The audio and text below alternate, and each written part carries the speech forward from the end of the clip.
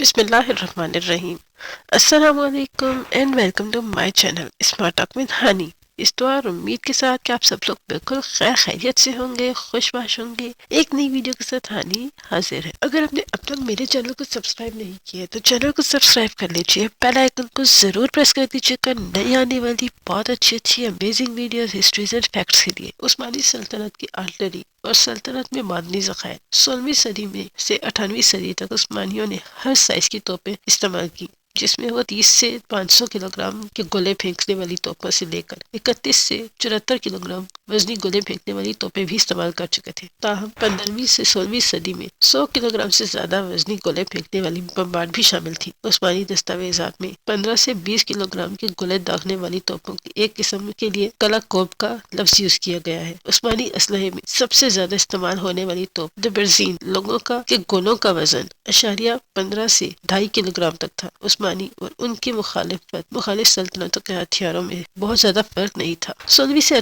17ویں صدی میں عثمانی اپنی بڑی اور درمیانی سائز کی توپیں کانسی سے بنایا کرتے تھے، جو آسٹریلیا، ہسپانیہ اور انگلش توپوں کے مقابلے زیادہ ہلکی اور محفوظ تھی۔ عثمانی سلطنت کی حدود میں کاپر بڑی مقدار میں موجود تھا۔ 16ویں اور 17ویں صدی میں سلطنت پیتل، لوہے اور لیڈ کی پیداوار میں خود کفیل تھی اور اسے صرف 3 باہر سے منگوانا پڑتا تھا۔ 16ویں، 17ویں اور 18ویں صدی میں جب سلطنت عثمانیہ کی حکمرانی یورپ میں ہنگری سے ایشیا میں بصرہ تک پھیلی ہوئی تھی، اس کے تقریباً ہر بڑے صوبے میں بارود تیار کیا جا رہا تھا۔ تاہم 18ویں صدی کے وسط میں اس پیداوار میں کمی آنا شروع ہوئی اور اس کے بعد سلطنت میں یورپ سے بارود کی درآمد میں اضافہ ہو گیا۔ تاہم اثر نو تنظیم سازی میں کچھ عرصے بعد پھر خود کفیل بنا دیا گیا۔ کتاب گنز فار دی سلطانز میں وزیر اعظم حسن پاشا کی سن 1603 میں سلطان کے نام خط کچھ یوں تھا: میرے محترم بادشاہ، جیسا کہ عظیم آقا کو معلوم ہے کہ سلطانوں کی مہمات کی اصل طاقت بارود ہے۔ بارود کے بغیر جنگ ناممکن ہے۔ بارود دوسری چیزوں کی طرح نہیں ہے۔ جہاں بارود کی کمی ہوتی ہے وہاں سونے کے سکوں کا سمندر بھی بارود کی جگہ نہیں لے سکتا۔ قلعوں کا دفاع اور جنگی مہمات بارود کی مدد سے ہی ہوتی ہیں۔ کلم شورا ان اجزاء میں سے ایک ہے جو بارود کی تیاری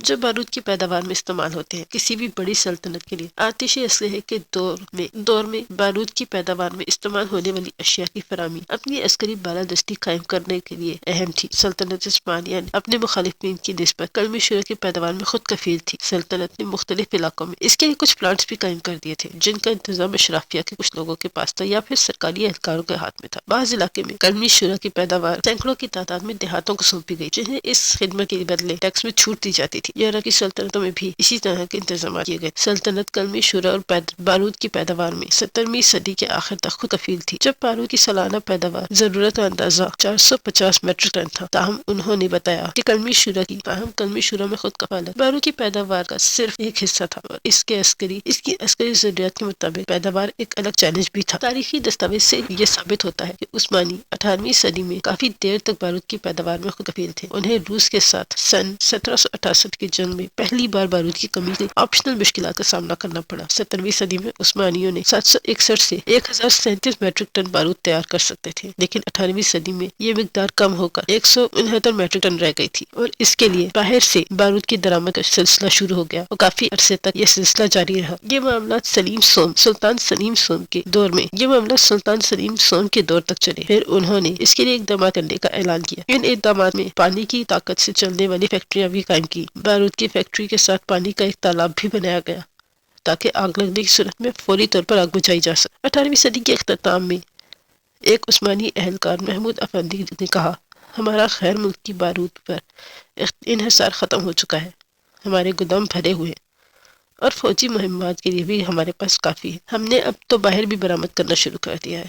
عمومی طور پر عثمانیوں نے اپنے یورپی اور مشرق وسطی کے حلیفوں سے پہلے آتشی اسلحہ بنانے اور استعمال کرنے کے لیے کافی کل وقتی اور مرکز قائم سے کنٹرول ہونے والے خصوصی دستے قائم کیے تھے۔ عثمانی ہتھیاروں کی نئی ٹیکنالوجی کے لیے یورپی ماہرین پر انحصار کرتے تھے۔ انہوں نے کہا: مختلف مذاہب سے تعلق رکھنے والے ماہرین کا تعلق کا مختلف سلطنتوں میں آنا جانا اس زمانے میں عام سی بات تھی اور مسلم مسیحی فرق کو حد سے زیادہ اہمیت نہیں دی جاتی تھی۔ تہذیبوں کے ٹکراؤ کا نظریے جو آج کل فیشن میں ہے، 15ویں سے 18ویں صدی تک یورپ اور سلطنت عثمانیہ بین الثقافتی رابطوں کو سمجھنے میں زیادہ مددگار نہیں ہو سکتا تھا۔ صدیوں تک لاکھوں مربع کلومیٹر پر پھیلی سرحدوں اور ہر سمت سے جنگی میدانوں میں اپنی برتری قائم رکھنے کے بعد سلطنت عثمانیہ کے مسائل کہاں سے شروع ہوئے، اس کا کسی کے پاس کوئی سیدھا جواب نہیں ہے۔ کوئی مورخ بھی اس کے بارے میں اس واضح جواب نہیں دے سکتا۔ اس دوران یورپ میں بڑے پیمانے پر اقتصادی اور انتظامی اصلاحات کی جا چکی تھیں اور وہ سائنس اور فائنانس کے میدان میں بھی آگے نکل چکے تھے۔ عثمانی اور یورپیوں کی جنگ نے جب نوعیت بدلی تو یہ تبدیلیاں بہت اہم تھیں۔ سن 1526 سے 1683 یورپ میں صرف 2 بڑی جنگیں میدان میں لڑی گئیں۔ سلطان کی فوج زیادہ تر محاصروں میں مصروف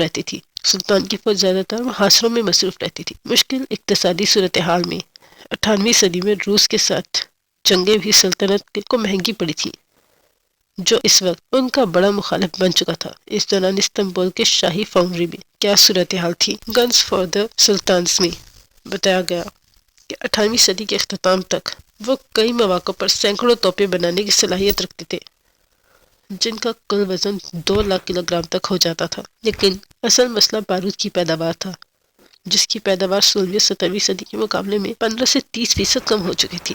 عثمانی فوج میں ڈسپلن کی اور تکنیک کی کمی کمزوریوں کا باعث بن رہی تھی۔ کیا سلطنت کو ان کمزوریوں کا احساس نہیں تھا اور انہوں نے انہیں دور کرنے کی کوشش نہیں کی؟